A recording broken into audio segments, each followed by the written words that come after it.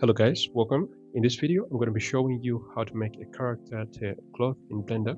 So stick around to the very end. So when you open Blender, first select everything, then press delete.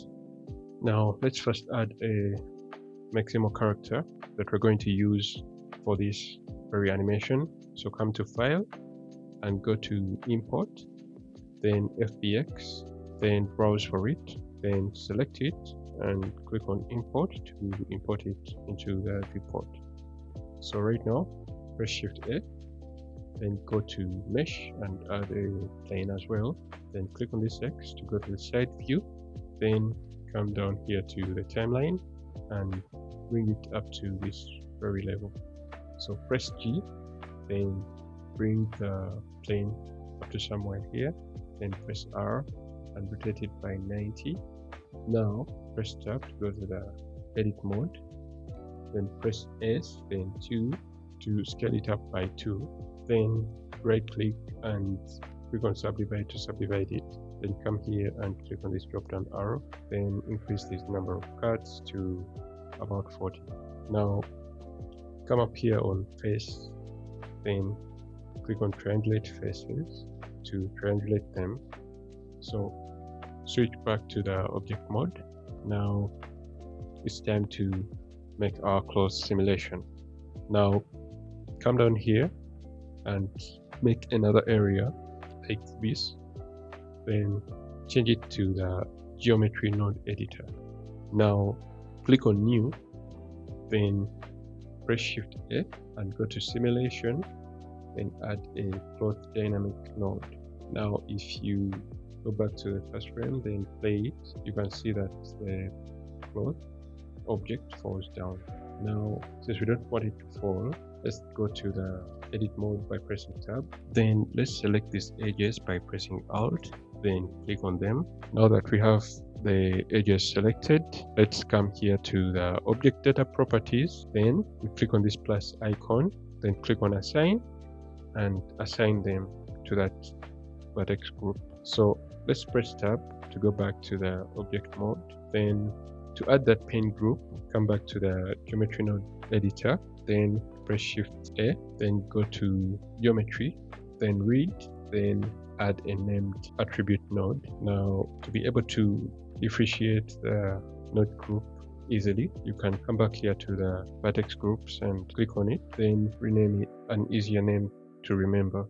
I'll give it pin. So come back to the named attribute node and under name, you can select the pin. So connect this attribute to the pinned group. Then now if you play the simulation, you can see that the cloth no longer falls down. All the vertices on the edges are pinned. So now it's time to make the character interactive with the cloth itself. To be able to do that, first select this entire character, then let's press M to move it to a new collection. Click on new, then name the collection something like collision, because everything we've selected has to become a collision object, going to be colliding with the cloth.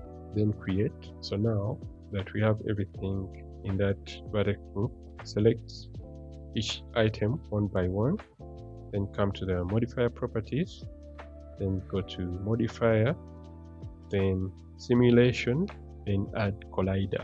Select another item, let's select the element, then come to the modifier properties, then you go to add modifier, then simulation, then add a collider. Same thing with a cloth, come to add modifier, then collider, and same thing for the shield as well. Now that we have everything selected and given a collider modifier, we can now play the simulation again and see. So now you can see that the character yet is not interacting with a cloth. So to fix that, select this cloth object, then come back to the geometry node editor, then click here on this drop down arrow on vectors, then under this collection, select the collision collection. Now if you play it again, you can see that now the character is actually interacting with the cloth objects. So now it's time to make the character tear there.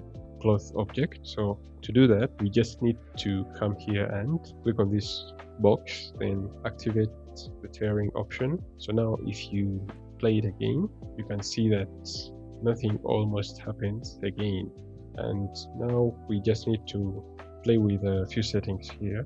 Let's first increase the stretchiness of the cloth. Now let's come back to the tearing option, then click on this drop down arrow. Let's increase the threshold a bit, and you see now if you play it, you can see that actually nothing happens again.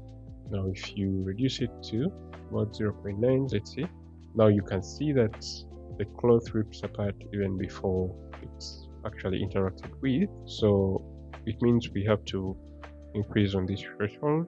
Let's try 1 and see. 1 still doesn't work very well.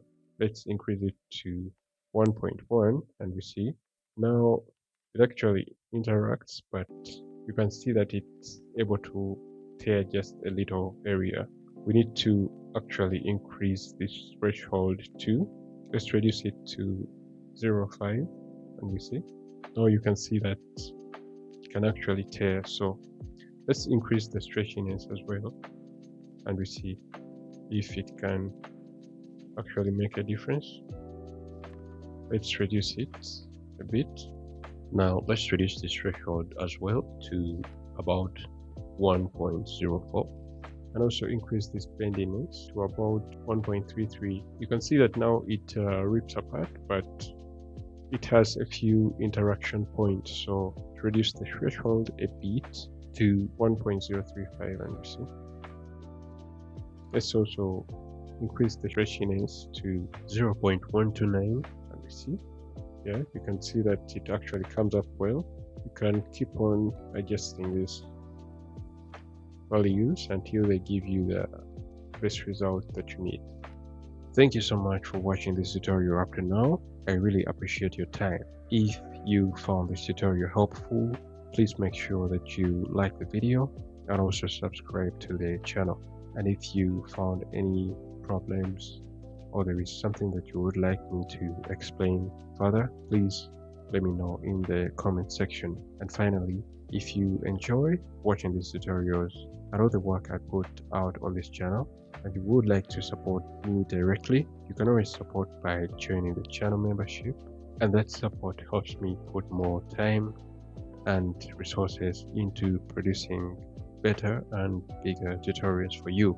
And once again, thank you for watching, keep creating, and I'll see you in the next video.